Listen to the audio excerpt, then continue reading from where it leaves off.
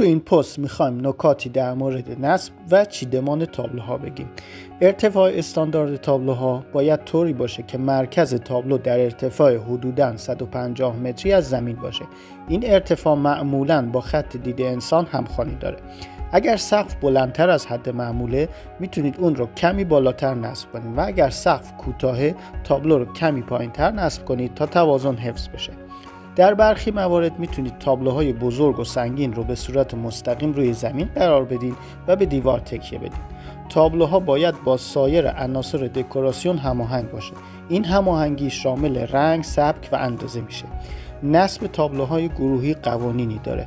تابلوهای گروهی باید یک تم یا موضوع مشترک داشته باشند تا هماهنگی و انسجام به وجود بیاد. ترکیب تابلوهای گروهی با اندازه و شکل‌های مختلف میتونه جذابیت بیشتری ایجاد کنه. فاصله بین تابلوها هم بهتره بین 5 تا 10 سانتی متر باشه که نه خیلی نزدیکه نه خیلی دور. برای نصب تابلوهای گروهی میتونید از یک خط افقی یا عمودی به عنوان راهنمایی برای نصب تابلو استفاده کنید.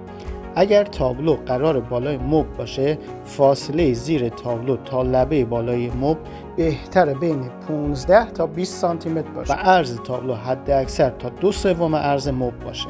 در بعضی موارد خاص میشه عمدن از مواردی که گفته شد تخطی بشه که بعداً راجبش صحبت میکنیم.